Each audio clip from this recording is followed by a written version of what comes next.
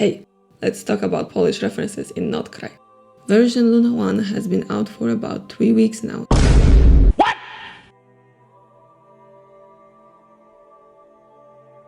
And when I saw so many Polish references, compared to none until now, I thought it would be a good idea to explain some of them. I am native Polish, but bear in mind I'm no expert in language or mythology, but I will do my best to explain everything. I did all of the main world quests and explored majority of Nod-Krai, and this is what I found so far. Before we go to Nod-Krai, first we need to make a quick visit to Natlan. Near the Flower Feather clan there is a small port where a boat from Nod-Krai came with Inefa during her story quest. Among the visitors there is Sława.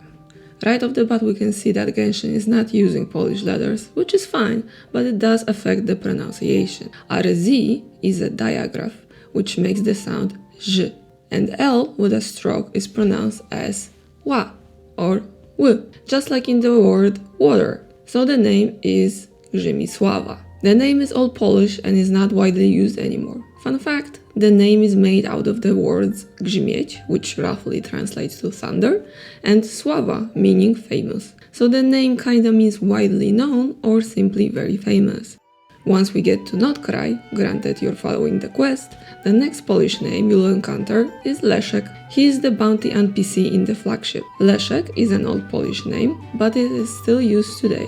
It is also a diminutive of another Polish name, Lech. It is like calling Suzanne a Susie or Robert a Bobby. The etymology here is quite complex, as there are a few other Old Polish/Slavic names that are similar, albeit not much so in use anymore, but let's not dive into that. Fun fact, Lech was the legendary founder of Poland, along with his two brothers, Czech and Rus, who founded Czechia and Russia respectively.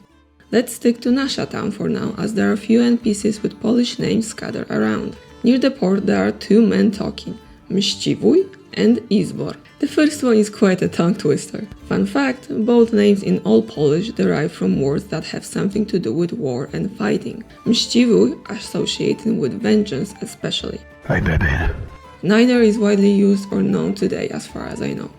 Close to Katrin at the Adventurers Guild there's Sędzimir. Personally, I've never met or heard of anyone with that name, but apparently in publicly available data, there are currently less than 10 men alive with this name in Poland. The meaning of the name isn't very clear, but it's something along the lines of one who's judged to live peacefully. At Tesperanza there is Bożysław. His name more or less means he who brings fame to God, not a common name these days. Near the Wojnicz Guild we have Kurierka. This one is very funny because it is not a name at all. It is the female version of kurier, which means courier. Let me explain. In Polish, most words are gendered. Professions are typically male-gendered unless they are strictly a female profession, but there are variations pertaining to females in that work field. Some are more commonly used, for example, the profession and the term for a male teacher is nauczyciel, and a female teacher is nauczycielka. Others started being used more recently, but it generally feels off or forced to some people. But let's not dive into that any deeper, as it can be a touchy subject to some. That being said, let's go back to kurierka. While not a real name, the word is still used here correctly, as it is the female form for a female NPC. The fact she's a messenger makes it even more funny and fitting. Side note, you may have noticed that feminine gendered words typically end with a or ka added to the root word. However, it is not always the case. For example, with some animals, females have their own names completely different from the male word, which both stands for the male and the animal type. A male cat is kot, which also stands for the animal type. A female cat is kotka. On the other hand, a deer, as the animal type and the male, is jeleń. However, a female deer is łania. On the topic of not-so-real names, we have Kantor, standing in line where the Frost Moon Scions give out food and where we first meet Lauma in the story. Kantor in Polish is a currency exchange bureau. However, it can also be a surname. In fact, there has been a famous artist by the name of Tadeusz Kantor, though I don't see any relation to this NPC. On the way out of Nasha town, there is a peddler with a line of people in front of him. Among them is Czcibor. This name has many variants, both in Old Polish and Czech languages. The name means something along the lines of one who fights for honor. The most famous Czcibor in history was the brother of Poland's first ruler, Prince Mieszko I. While Czcibor is not widely known or used in modern Poland, Mieszko is still quite a popular name to this day. At Aino's workshop we have Bożena. The name derives from the word Bóg, which means God. While not so popular with younger generations, the name Bożena is still common and easily encountered. Now on to the Polish references during the quests. When we get to Hisi Isle during Archon Quest Act 1, a dance of snowy tides and hoarfrost grows, we slowly follow Lauma and see how the Frostmoon Scions welcome her home with great reverence. One of those followers is Maciej, whom we also see a couple of times during cutscenes. Compared to other old-fashioned names we saw so far, Maciej was a huge surprise to me because it's one of the most common male names in Poland today. Funnily enough, it is not a Slavic name, but comes from Hebrew instead, and it means Yahweh's gift or God's gift. Its diminutive is Maciej. For some reason, after the quest, I cannot find Maciej anywhere anymore. Perhaps he's one of the few who left the Scions after Lauma revealed the truth about the moon to them.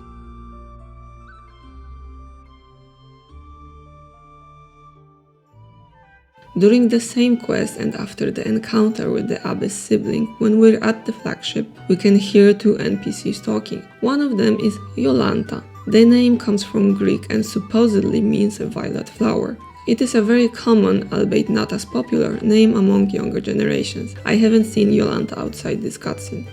While gathering intel with Nefer at the flagship, during Archon Quest Act 2, Elegy of Dust and Lamplight, one of the characters that we meet there is Dobrawa. This name can mean quite good. As such, it can be used as an adjective to describe something not bad, not great. From Czech, it can also refer to a word for oak forest. The most famous Dobrawa in Polish history, I believe, was the wife of Mieszko I, who I mentioned before. Not a very common but still used name today. Unfortunately, I can't find this NPC anywhere anymore either.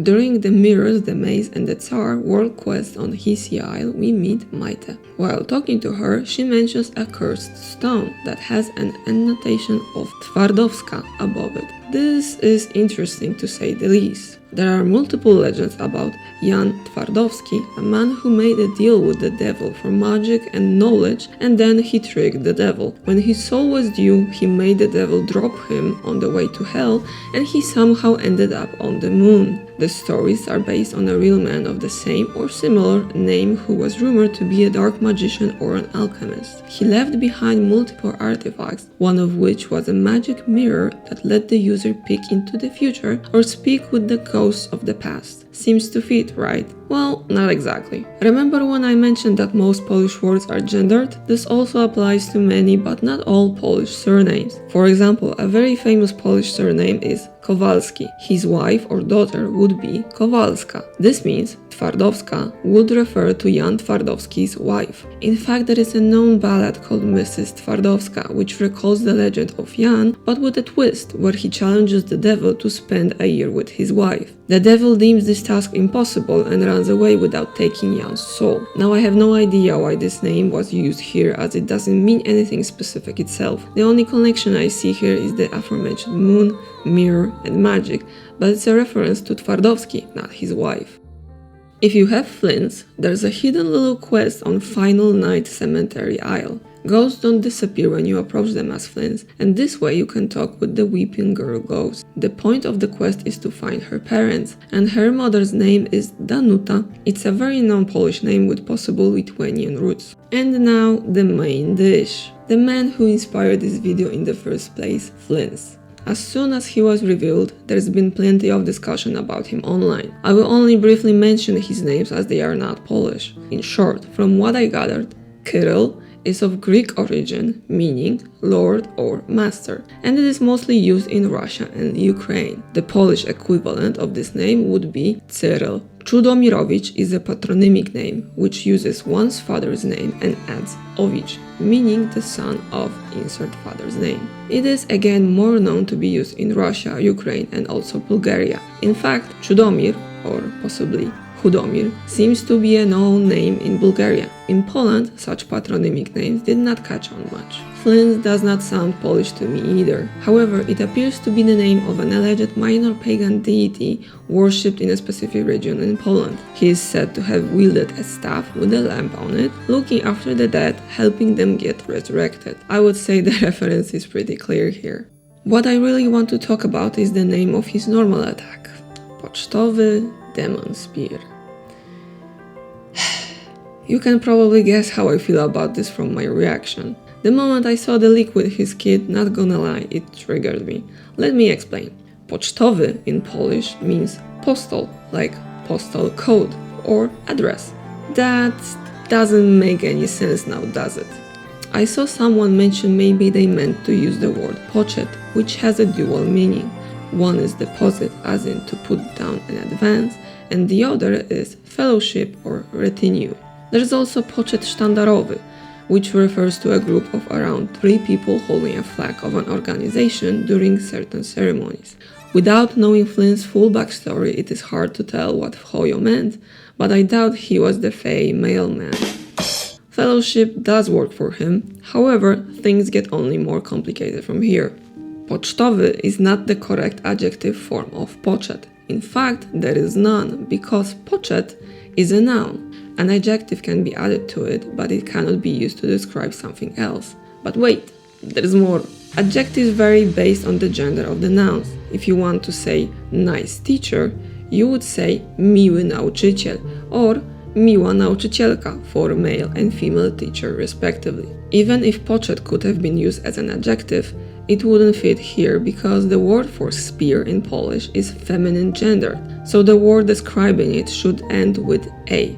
It is similar with polearm and other words for the weapon type Flynn uses. I know it's in English, so it's not the same, but this only shows how difficult it gets when mixing languages. In the end, no matter how I twist it, pocztowy just doesn't make sense here at all, and I wish they used something else instead. I doubt they change it, but I am curious how they got to making such a decision. Thankfully, the rest of his kit doesn't have any Polish words, so I can sleep at night.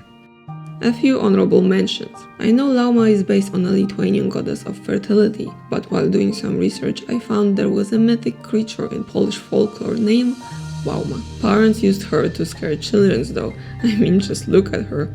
In the Team Rigor or Team Intuition world quest you meet the robot named Bobik. I doubt it's connected, but Bobik in Polish is the name of a type of a faba bean.